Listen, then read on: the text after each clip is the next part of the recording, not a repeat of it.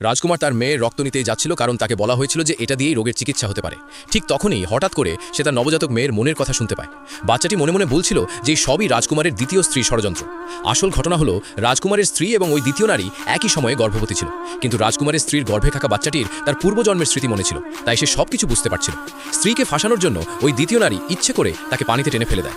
পরে সে রাজকুমারের কাছে মিথ্যে বলে যে তার স্ত্রী তাকে মেরে ফেলার চেষ্টা করেছে। এই কথা শুনে রাজকুমার খুব রেগে যায় এবং সাথে সাথে তার স্ত্রীর কাছে পৌঁছে রাগে তার গলা চেপে ধরে জবাব চাইতে থাকে যে আসলে সত্যটা কি। কিন্তু ওই নারীর চাল এখানেই শেষ হয়নি। সে প্রাসাদের দাসীর হাত দিয়ে এক বাটি ওষুধ পাঠায় এবং বলে যে এটা গর্ভবতী নারীর জন্য খুব ভালো ওষুধ। স্ত্রী যেই মাত্র ওষুধটা খেতে যাবে, ঠিক তখনই তার গর্ভে বেড়ে ওঠা বাচ্চাটি মনের কথার মাধ্যমে তাকে সাবধান করে দেয় যে এই ওষুধটি আসলে বাচ্চা নষ্ট করার জন্য পাঠানো হয়েছে। ঠিক সেই সময় ওই চালাক নারীও সেখানে পৌঁছে যায় এবং নির্দোষ সাজা নাটক করতে থাকে। সে বারবার বলতে থাকে যে ওষুধটা তাড়াতাড়ি খেয়ে নাও, এতে তোমার উপকার হবে। কিন্তু সত্যিটা জানার পর স্ত্রী হঠাৎ করেই ওই ওষুধটা সেই নারীর মুখে ঢেলে দেয়। এটা দেখেই ওই নারী ঘাবড়ে যায় এবং বলতে শুরু করে যে এই ওষুধটা খুব তেতো, এটা খাওয়া কঠিন। এরই মধ্যে রাজকুমার সেখানে আরও এক বাটি ওষুধ নিয়ে আসে। এই ওষুধটাও ওই নারী বিষ মিশিয়ে তৈরি করিয়েছিল।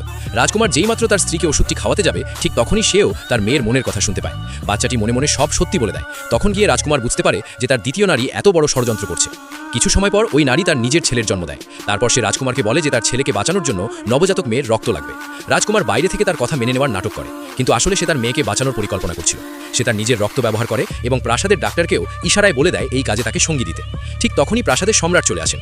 তখন জানা যায় যে সম্রাটও ওই বাচ্চাটির মনের কথা শুনতে পারেন। যেই মাত্র সম্রাট জানতে পারেন যে কেউ তার নাতনিকে ক্ষতি করার ষড়যন্ত্র করছে, তিনি ভীষণ রেগে যান। এখন ওই চালাক নারীর আসল রূপ খুব শিগগিরই সবার সামনে আসতে চলেছিল।